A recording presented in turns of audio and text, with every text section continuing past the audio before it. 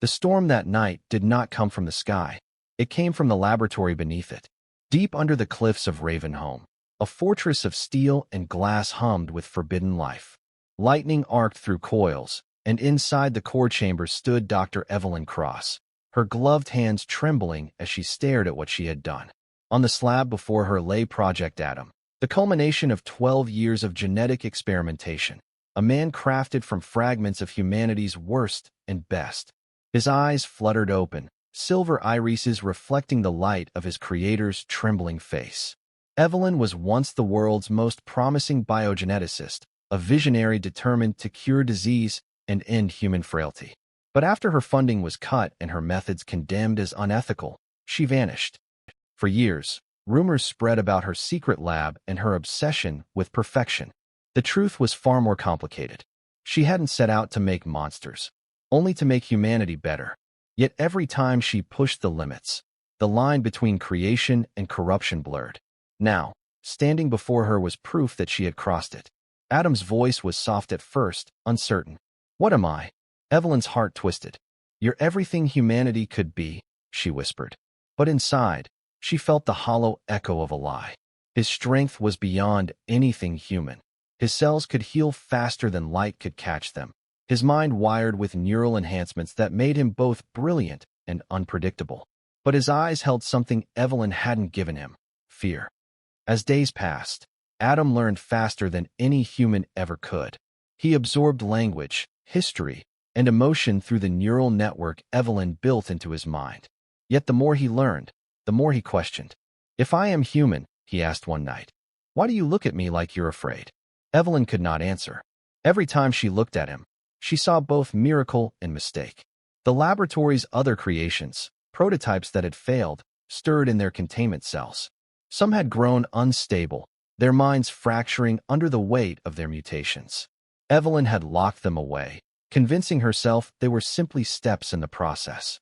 But to Adam, they were his brothers. One night, when Evelyn slept, he freed them. The lab descended into chaos. Alarms blared, glass shattered, the air thick with the scent of ozone and blood. Evelyn awoke to screams that were not human. In the core chamber, Adam stood surrounded by the others, their bodies twitching and broken, eyes wild with confusion. "You kept them in cages," he said, voice trembling. "You made them suffer." Evelyn stepped forward, pleading. "They were mistakes. I was trying to fix them, to fix us." Adam's expression hardened. "Then you made me to fix you too." Lightning split the sky above, illuminating the lab as if the heavens themselves were watching. The failed creations turned on their maker, their pain erupting into fury. Adam tried to stop them, but rage and instinct ruled them now. Evelyn activated the failsafe, flooding the lower levels with white fire, a purification protocol meant to erase evidence of her work. The screams that followed would haunt her for the rest of her life. When the flames died, only Adam remained. His body scarred, his mind fractured, but his will unbroken. He stared at Evelyn through the smoke. "You destroy what you don't understand," he said. "That's why monsters exist. Not because we are born, but because you create us." He turned and vanished into the burning forest beyond the facility, his silhouette disappearing into the storm. Years later, stories spread of a figure moving through the ruins of cities, saving the lost, healing the dying, punishing the cruel. Some called him a ghost, others a god.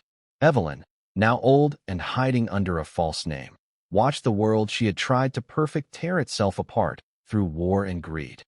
She realized, too late, that Adam was right. She hadn't created a monster. She had created a mirror. One night, as thunder rolled over her remote cabin, a shadow appeared at her door. The voice that spoke was calm, deep, and achingly familiar. "Hello, Mother."